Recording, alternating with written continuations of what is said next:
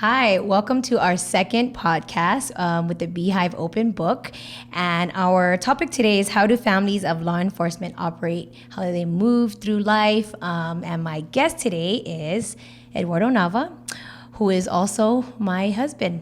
Maybe he doesn't know that. Sometimes I forget. Do you want to introduce yourself? Yeah, my name is Eduardo Nava, and like she said, I'm your husband. So I'm going to just jump in and ask you the first question. How long have you been an officer? Well, I've been a police officer for 16 years. I moved here from Hawaii in 2003, of course, with you and the kids. And I actually joined in 2004. So it's 2020, so 16 years. And you've worked in what kind of department? Like have you always been patrol? Were you behind a desk? Were you a detective? What positions have you been in? Well, like everyone, I started off on the streets. I did patrol for a few years. Then I did 2 years as a detective, and then I went back to the streets, and that's where I'm at right now. The streets, meaning what do you mean the streets? Patrol, just regular patrol, calls for service, doing enforcement. Right, the streets. Yes. Okay, did you like being behind the desk as a detective? I say what? As a detective, did you like it? I liked it. It was kind of like a break, and it gave me a different aspect of law enforcement, a little bit more in detail on doing investigations, not just preliminary investigations, but it was like a little break from the streets. Okay. So I'm going to jump in and ask you, what is your routine when you cross that gate into the police station? What's your routine? For people who are maybe interested in being an officer, and they think you just go to work with your uniform, or they get to take the police car home, and then, so tell us about your day. Well, I think my mindset is as soon as I leave home, I have to change my mindset. I have to leave my... Like on the drive? On the drive, Okay. I change my mindset. I have to leave like my parent, my husband role, and I have to go into the police mode. So by the time, I get to the station, it's about like a 15, 20-minute drive, and I'm already in that mindset to, police officer mindset. Okay. I think... That's something I didn't even know you did, to be honest. Well... I really didn't know that you actually do that. Okay. Well, and then when I go to the station and when I'm dressing out, I'm thinking in my mind, what do I have to do? What things I got to accomplish that day when it comes to just lineups and things I got to pass to the squad. And basically, briefing. Briefing is basically, it's a large room with like 30, 40 officers, and I pass information from the day before or the night before, anything important that might be officer safety, or if we're looking for someone, and just pass the word. How long does that take, the whole briefing deal? Depends. If it's nothing new, it could take about 15, 20 minutes. If it's a lot of information that we have to pass, then it might take about 30 minutes. And when you guys are in there, do you joke around? Well, I'm wondering, like when you're in the briefing, because what you see on TV, everybody's joking, everybody's laughing.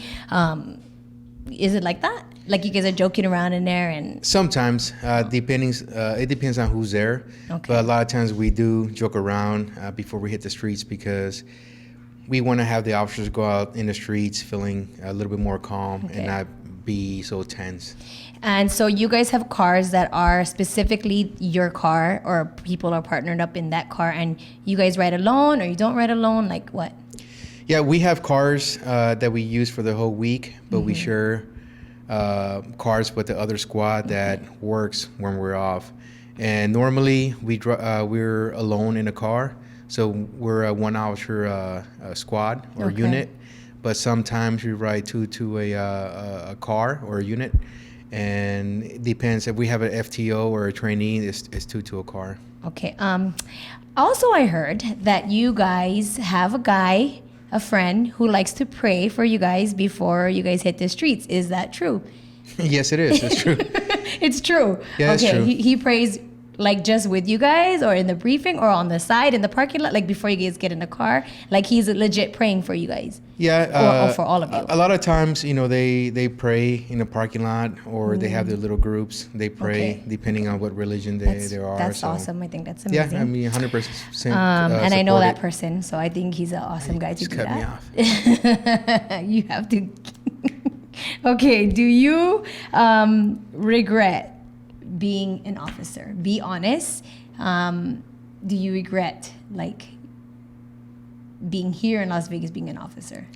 Well, I don't regret being an officer here in Las Vegas because being a police officer here has given me a lot of opportunities, not just for me, but for my family.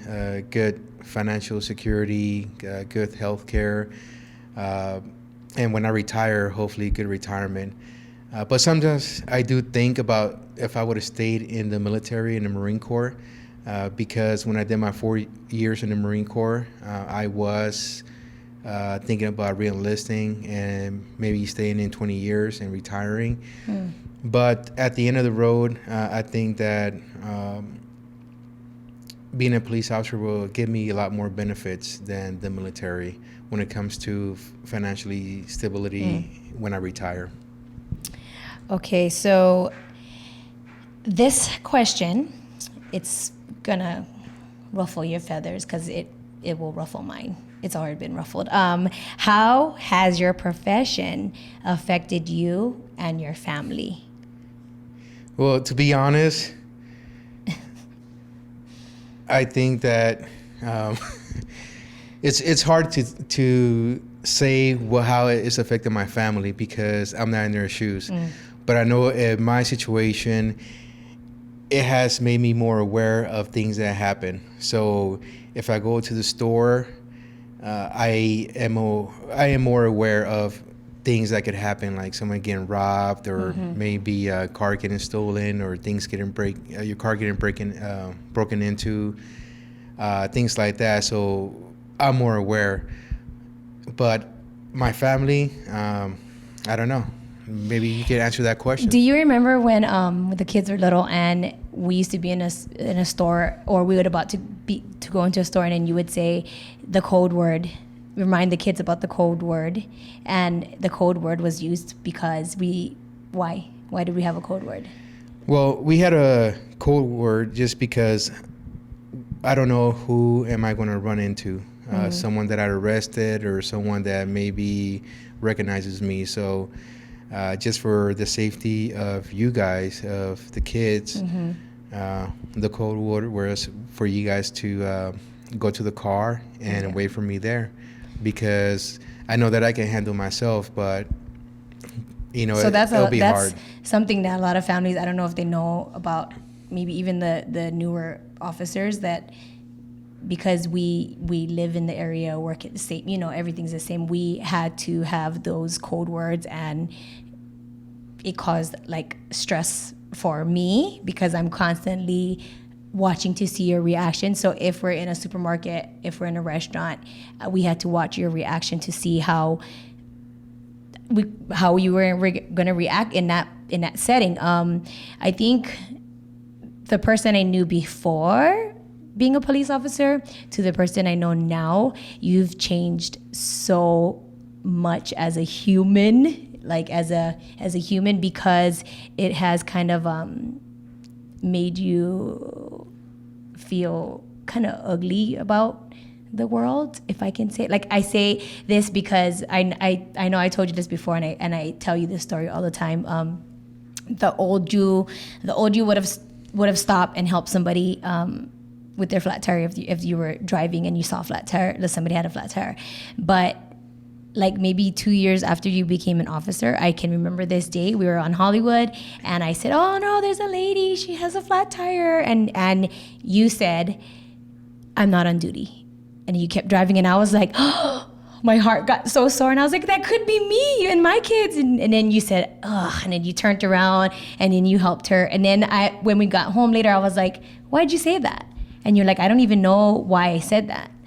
So like that kind of stuff, it kind of changed who you are as a person, like being on the streets, like being around all these people with, and I didn't understand that. I got mad at you. Remember, I was so mad at you. Like, why are you being weird like that and so mean? And then now, 16 years later or whatever, I'm like, 15 years later, I'm like, okay, you deal with all this negative stuff all day, every day, right? Well, I think that just being a police officer desensitized me. Yeah. I see a lot of things, and just being a cop, you go to houses or you come in contact with people usually on the worst day. Yeah. Either someone died, someone got shot, or something really negative happened. And a lot of times people want us to solve their problems in 10, 15 minutes, problems that they had for years. Yeah. And sometimes we can't. So every time when I go to work, I have everyone's problems on me that I have to come and try to find a solution.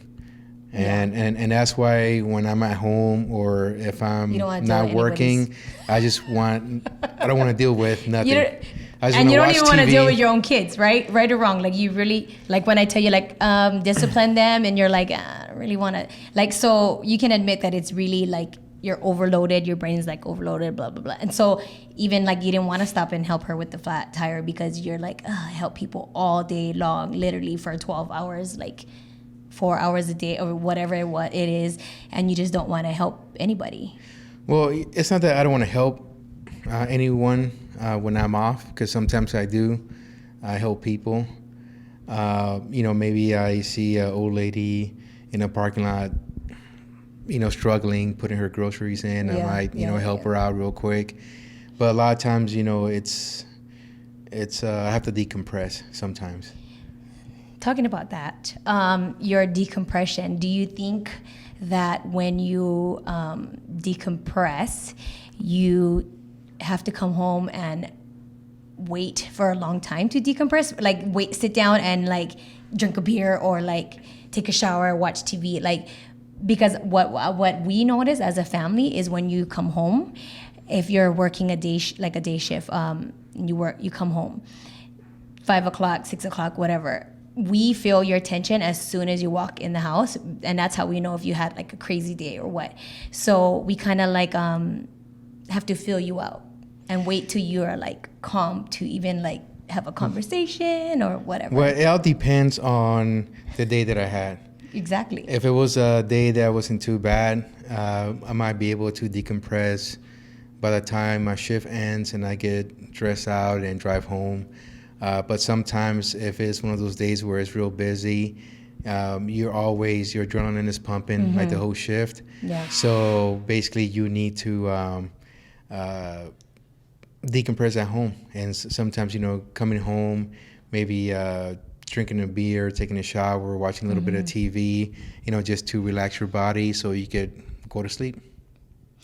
I do say that we do have to, like, I don't want to say walk on eggshells, but I know a lot of wives who are also, their husbands are officers, and they do say they have to feel them out to make sure that they're in a right mood to even like send the kids to them, or to have the radio on loud, or to joke around and be loud, because our house is loud, and sometimes it bothers you that we're so loud because you come home and you're like, the chaos on the street, and you come in your house and it's like, oh, everybody's loud and the music's playing, and you're like, and so you kind of like freak out a little bit on us. So a lot of new officers, or a lot of officers like now, don't really know that they're doing that, and it's kind of like a normal behavior, right, for you guys? Yeah, before, when I was newer, a new officer, I didn't know much about this, but we do have a chaplain, and he does explain the roller coaster emotions that we Yeah. go through. Yeah. And sometimes we need time to decompress. Uh, Driving home, you have to change your mindset, but sometimes there's not enough time. Yeah, And especially if you have to, like, if it's a cop who has to go pick up his kid or whatever the case it is. But I think it's not. It's like he has to pick up his kid after work, and he's like going straight from there to pick up his child. Oh. Like, you know what I'm saying? Like, he must. It's it's normal to feel like that, right? It's normal for you guys to all feel that way. yeah, I think it's normal. And I thought it was just you being crazy, but it is normal. It is normal, and every family should get counseling, therapy, or whatever it takes, because we did. I mean, it's not.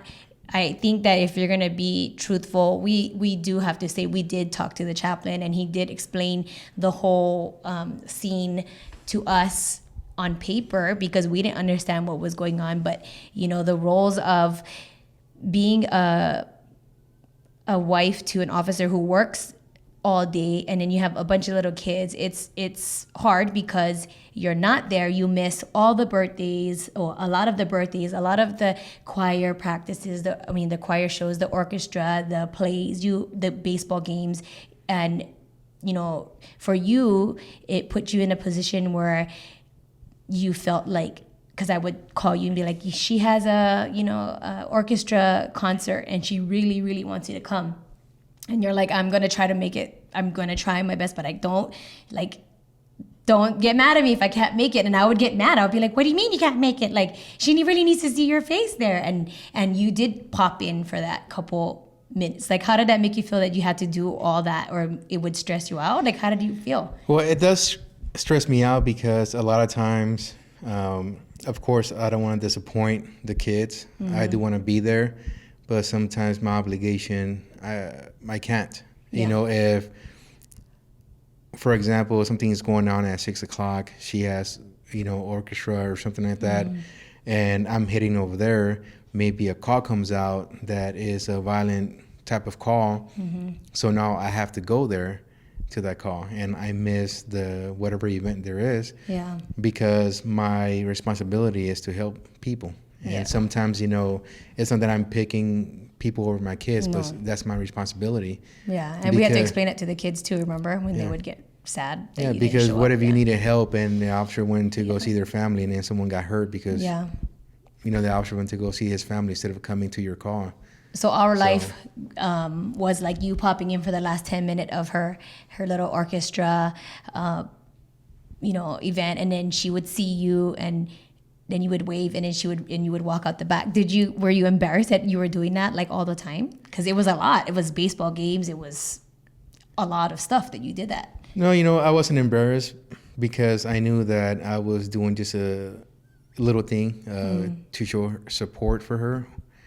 Or for him, his games. Because even though I didn't stay the whole game or stay the whole concert, I was there to show support, knowing that I actually do care, and I think that a little bit really went a long way. So all in all, I think families that are in law enforcement, with their other halves are in law enforcement, they should, if you are feeling some type of way, you should, if your family's struggling through stuff, get help, talk to the chaplain, like he said. So to wrap this up, give me one scenario or call that has changed your life that you'll never forget, or made you feel happy, or something like that. Well, I've been to a lot of calls that I think have changed my perspective on a lot of things. A lot of them are negative, but I'm gonna tell you one positive one that I had. I like positive. And I was a new officer, and I remember going to an apartment complex, and I forgot the details, but I know I arrested a lady, and she was like on drugs, and she was homeless, and I arrested her. I think she had warrants or something. And, she was pretty down, and I started talking to her. And, me being try to be a good person, I talked to her, told her that maybe going to jail is a good thing. She could get clean when she comes out. Maybe she could try to work out of the drugs and try to get a job and all that. So I think like 2 or 3 years went by, and I was driving down to the same complex, and the lady waved me down, and I didn't recognize her. And then she was talking to me. She said, "Yeah, you remember me?" And I was like, "No." And then but long story short is that that was the same lady that I arrested like a couple years earlier. And then she told me that the talk that I had with her really hit home. And after she came out of jail, she cleaned herself up. She got a job, and she was actually the manager For the at complex? the same complex. Oh my gosh. So that makes me feel happy. that kind of changed my perspective, saying, you know what, Oh, that's good. people can't change. Yeah. So that was a pretty positive experience that I had. That's a good story, Ed. So if you could tell your upcoming officers or your fellow officers something, give them advice, what would you say? I would say that family comes first. The job takes a lot of you, but don't give any extra to the job. Family comes first. Sometimes opportunities will come, and you really have to balance it. If it doesn't work out with your family, you have to pick your family, because at the end, they're going to be there. And also, if you need help, not every marriage is perfect. Not every family is perfect. There's always help out there. There is, that can help the family out, because I'm 100% sure that everyone's going to go through our, highs and lows. Oh, yeah. And one more thing, I just treat everyone with respect. It could be a homeless guy. It could be someone driving a Jaguar, whatever. You treat everyone the same, and everything that you do is going to come out okay. And be kind. Kind. So with that, I brought you some treats. Cops they like donuts, so cheers. Cheers. If you like what you heard today, share it with a friend, or you can share it on your social media. Follow us on IG, The Beehive Buzz, and look for our podcasts.